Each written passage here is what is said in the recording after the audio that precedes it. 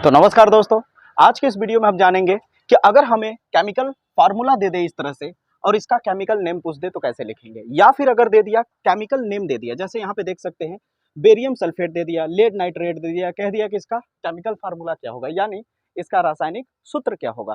तो कभी इसे रटना नहीं है दोस्तों, ये चुटकियों में किया जाता है। बिल्कुल आसान तरीके से आप कर सकते हैं, बस इसे ध्यान से समझना है। आप जीवन भर नहीं भूलेंगे। क्यों? क्योंकि इसकी बहुत ज्यादा जरूरत पड़ेगी आपको आगे जाकर के। क्योंकि अगर आपको कह दिया जाए केमिकल इक्वेशंस को बैलेंस करने के लिए, यानी रासायनिक समीकरण को कंप्लीट करने के लिए या बैलेंस करने के लिए, तो आप कैसे करोगे जब ये केमिकल फार्मूला या केमिकल नेम को फार्मूले में या केमिकल फार्मूले को नेम में बदलने ही नहीं आएगा। तो इस तरह से अगर आपको सवाल दे दिया जाए कि बेरियम क्लोराइड और एल्युमिनियम सल्फेट है, कह दिया जाए कि इस समीकरण को कंप्लीट करिए यानी पूर्ण करिए और साथ ही साथ इसे बैलेंस भी करिए, तो कैसे कर पाएंगे? क्या रट के करेंगे? नहीं ना। तो आज के इस वीडियो में दोस्तों एकदम बेहतरीन तरीके से एक नए टेक्निक से बताऊंगा जो आपको एकदम अच्छा भी लगेगा, समझ भी आएगा। आपको अगर ऐसे दे दिया फार्मूला, तुरंत चुटकियों में बता देंगे कि एल्युमिनियम सल्फेट है, कैल्शियम हाइड्रोक्साइड है। अगर आपको डायरेक्टली दे दिया बेरियम सल्फेट है, तो इसका फार्मूला क्या होगा, तुरंत बोल देंगे BaSO4। अगर यहाँ पे दे दिया लेड नाइट्रेट का फार्मूला क्या होगा, तुरंत बोल देंगे PbNO3 का होल ट्वाइस। कैसे?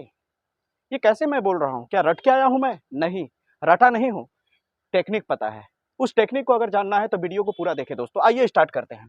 अगर यहां तक आपको पहुंचना है, रासायनिक सूत्र को अगर रासायनिक नाम में बदलना सीखना है या रासायनिक नाम को तुरंत इसी फार्मूले में लिखना अगर सीखना है, तो थोड़ी सी बात को आपको समझना पड़ेगा।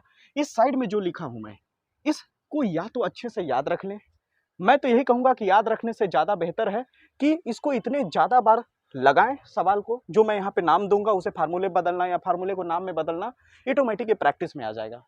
तो मैं कोशिश यही कहूंगा कि प्रैक्टिस ज्यादा करें। आइए स्टार्ट करते हैं। जैसे मान लीजिए आपको यहाँ पे, अब स्टार्ट करता हूं, समझाता हूं।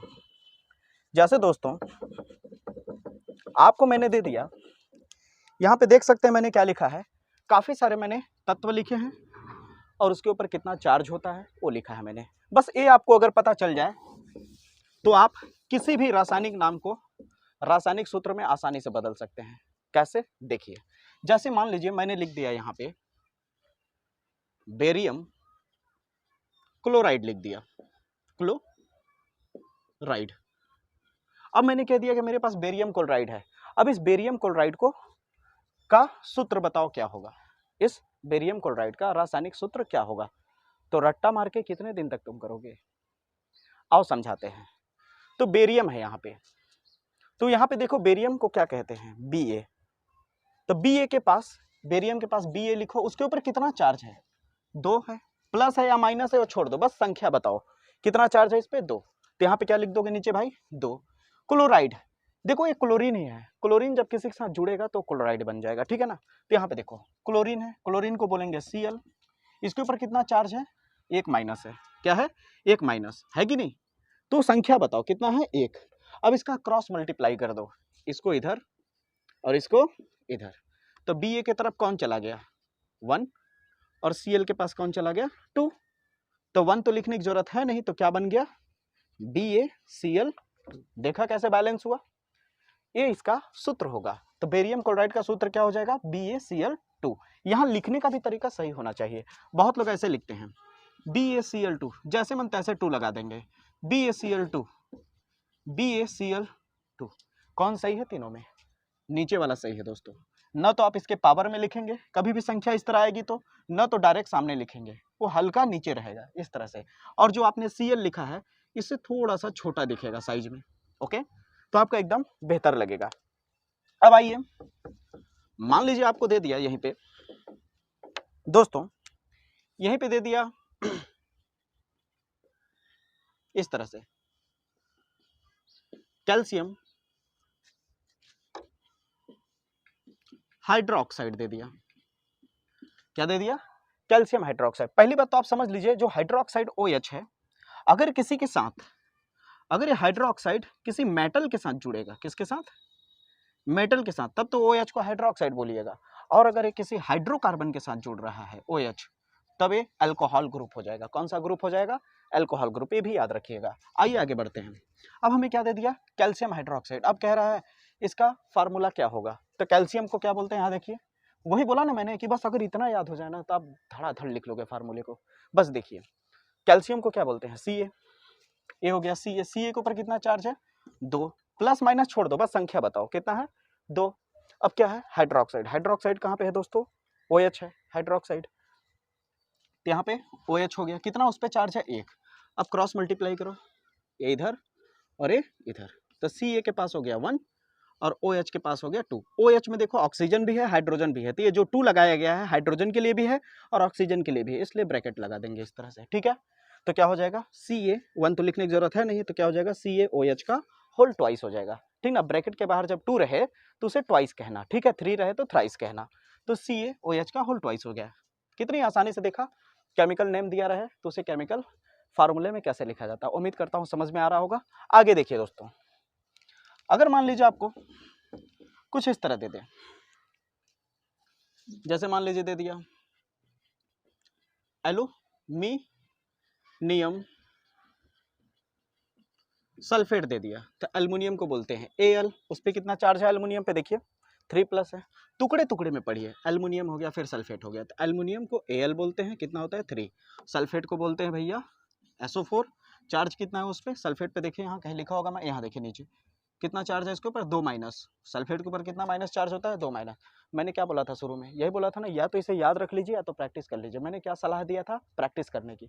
तो ऐसे ही जब आप खुद सोच के देखिए, जब बार बार इसे लगाते रहेंगे तो क्या रट्टा मारने की जरूरत पड़ेगा, नहीं ना, ऑटोमेटिक प्रैक्टिस में आ जाएगा। और जब अगर वो प्रैक्टिस में आ गया तो ऑटोमेटिक आपको तैयार ही हो गया, वो नहीं भूलने वाले। याद किया हुआ चीज भूल जाएंगे, लेकिन याद रखिएगा जो आपने अभ्यास किया है, प्रैक्टिस किया है, प्रैक्टिस कभी नहीं भूलता। आगे बढ़ते हैं, तो एल्युमिनियम के ऊपर कितना चार्ज है, 3। सल्फेट के ऊपर 2। अब ये 2 इधर आ गया, 3 इधर चला गया, तो एल्युमिनियम की तरफ 2 हो गया, 2। अब आप सोच रहे होंगे यहाँ भी तो 2 है, A है और L है, तो इसमें क्यों ब्रैकेट नहीं लगा देते। नहीं भैया, एल्युमिनियम का ये फार्मूला है Al, लेकिन OH जो हाइड्रोक्साइड था वो तत्व नहीं था, तत्व रहे तब डायरेक्ट ऐसे लिखिए। अगर कई तत्व आपस में मिल गए हैं तब तो आपको ब्रैकेट लगा के ही लिखना पड़ेगा, ठीक है ना। हाँ, एल्युमिनियम है। अब देखिए जैसे सल्फेट है, सल्फेट कोई तत्व नहीं है, इसमें सल्फर भी है और ऑक्सीजन भी है, तो जो 3 उधर जाएगा ना ऐसे, तो ऐसे डायरेक्ट 3 नहीं लिखेंगे, ब्रैकेट लगाना पड़ेगा, समझे। तो क्या हो जाएगा, Al2SO4 का होल थ्राइस हो जाएगा। देखा, एल्युमिनियम सल्फेट का फार्मूला ये होगा। ये क्यों इतना जरूरी है, क्योंकि अगर आपको केमिकल नेम को फार्मूले में लिखने आ गया तो केमिकल इक्वेशंस को चाहे वो कंप्लीट करना हो या उसे बैलेंस करना हो, वो भी एकदम चुटकियों में आ जाएगा, ये मेरी गारंटी है। अगला वीडियो मेरा केमिकल बैलेंस ही करना है, मेरा अगला वीडियो दोस्तों। अगर ये वीडियो आपको पसंद आए तो मेरा अगला वीडियो रासायनिक समीकरण को संतुलित करने वाला ही है, उसे भी जरूर देखें। आइए स्टार्ट करते हैं। अब यहाँ पे इस वीडियो के बनाने का मेरा देखिए खास मकसद क्या है दोस्तों, कि इस वीडियो को अगर मैं केमिक देखिए बहुत ज़्यादातर देखिए वीडियोस आप उठा करके देख लीजिए कि ना हो, तो वहाँ पे क्या होगा, केमिकल इक्वेशंस होगा, बैलेंस करना सिखाएंगे, खत्म हो जाएगा। लेकिन हो सकता है भाई जो केमिकल बैलेंस करने आया है इक्वेशन, ठीक ना, हो सकता है जो स्टूडेंट देख रहा है या समझ रहा है, शायद हो सकता है उसे ये सब बेसिक चीज़ें ना मालूम हो, तो ये बेसिक चीज़ें पहले उसे जान लेना चाहिए, तब जाके केमिकल इक्वेशंस को बैलेंस करना सीखना चाहिए। यही मेरा सलाह है।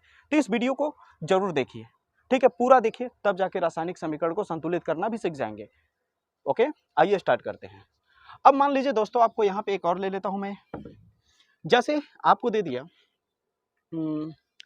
ले लेते हैं मैं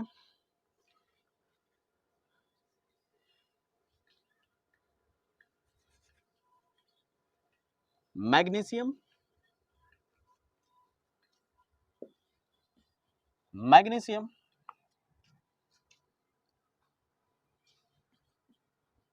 ऑक्साइड। ये मैग्नीशियम ऑक्साइड, मैग्नीशियम को बोलते हैं Mg। ऑक्साइड क्यों बोला है, ऑक्साइड का मतलब ऑक्सीजन है। एक और खास बात सिखा देता हूं इसी वीडियो में, कि अगर ऑक्सीजन, जैसे मान लीजिए मेरे पास Ca है, अगर ऑक्सीजन इसके लास्ट में है तो इसे ऑक्साइड बोलना, क्या बोलना, ऑक्साइड। अगर ऑक्सीजन अकेला, जैसे 2 ना हो, ठीक ना, हाँ, अगर क्या कहते हैं ऑक्सीजन अकेला हो और किसी लास्ट में जुड़ा हो मेटल के, ठीक है, तो उसे नॉर्मल ऑक्साइड बोलेंगे, क्या बोलेंगे, ऑक्साइड बोलेंगे। लेकिन यही ऑक्सीजन अगर बीच में आ जाए, जैसे इस तरह से, यहाँ ऑक्सीजन बीच में है ना, तो इसे ऑक्साइड ना बोल के क्या बोलेंगे, ऑक्सी बोलेंगे, क्या बोलेंगे, ऑक्सी। तो क्या हो जाएगा, ये कैल्शियम ऑक्साइड है, लेकिन ये कैल्शियम ऑक्साइड नहीं है। ऐसे नहीं बोलेंगे कैल्शियम ऑक्साइड फिर क्लोराइड, ऐसा नहीं, ऐसे बोलेंगे कैल्शियम ऑक्सी क्लोराइड बोलेंगे, क्या बोलेंगे, कैल्शियम ऑक्सी क्लोराइड। ओके, आगे बढ़ते हैं। तो Mg हो गया, Mg के ऊपर कितना चार्ज है 2, ऑक्साइड के ऊपर कितना चार्ज है 2, ये भी 2 इधर गया, ये भी 2 इधर गया, क्या हो जाएगा? जब सेम सेम दोनों तरफ हो जाए, यहाँ भी नंबर सेम हो, यहाँ भी नंबर सेम हो, तो नंबर नहीं लिखना चाहिए, डायरेक्ट ऊपर वाले को और नीचे वाले को ऐसे उतार देना चाहिए, ऐसे। इसका मतलब है कि इसका इसका करके 2 लिख सकते हो आगे, लेकिन लिखने की कोई जरूरत नहीं है। आप इतना समझिए, क्या इसे ऐसे लिखेंगे? नहीं नहीं यार, जब नंबर सेम हो जाए तो हटा दिया करो, ऐसे जैसे जो ऊपर है वही उतार दिया करो, आपका सही रहेगा, ठीक है। अब वो रही बात यहाँ पे आगे में 2 आने की, तो हिट एंड ट्रायल मेथड से जब समीकरण को बैलेंस करना सीखोगे तो ऑटोमेटिक समझ में आ जाएगा। आइए आगे बढ़ते हैं। मान लो एक और इसी तरह का लेता हूं, जैसे मान लो दे दिया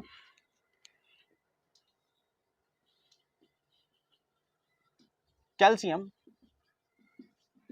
कार्बोनेट, तो कैल्शियम का हो गया Ca। अब तो ऑटोमेटिक आप लोग कर लेंगे क्योंकि सीख चुके हैं, मुझे मालूम है, भरोसा है, गारंटी है कि आप सीख चुके हैं।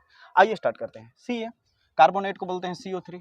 इसके पास भी 2 होता है, इसके पास भी 2 होता है, देख सकते हैं, इसके ऊपर भी 2, माइनस में भलाई है लेकिन संख्या तो वही है ना, ये इधर आएगा इधर आएगा। बताइए, नंबर सेम है ना, तो अब नंबर लिखने की जरूरत नहीं, नॉर्मल CO3 लिख दीजिए। बताइए समझ आया या नहीं? उम्मीद करता हूँ समझ में आ रहा होगा और वीडियो पसंद भी आ रही होगी दोस्तों। अगर वीडियो अच्छा लग रहा है तो ज़्यादा से ज़्यादा इसे आग की तरफ फैलाइए, शेयर करिए। आगे बढ़ते हैं दोस्तों। अब देखिए, अब मैंने केमिकल नेम को केमिकल फार्मूले में लिखना तो सिखा दिया। अब मान लीजिए आपको दे दिया जाए केमिकल फार्मूला, तो इसका नेम कैसे लिखें? ये एकदम चुटकियों में होगा। जैसे मान लीजिए आपको दे दिया मैंने, क्या ले लें, CaOH का होल ट्वाइस ही ले लेते हैं, ठीक है। तो Ca को क्या बोलते हैं? कैल्शियम। OH को क्या बोलते हैं? हाइड्रोक्साइड। यहाँ 2 लगा है, 3 लगा है, उससे संख्या से कोई लेना देना नहीं है, बस नाम याद रखिए, यही बस याद होना चाहिए। जितना मैंने लिखा है या तो याद कर लीजिए या तो प्रैक्टिस कर लीजिए। आपको केमिकल नेम को फार्मूले में बदलना या तो केमिकल फार्मूले को केमिकल नेम में बदलना आसानी से आ जाएगा। अब देखिए क्या है कैल्शियम, तो इसका क्या हो जाएगा नाम?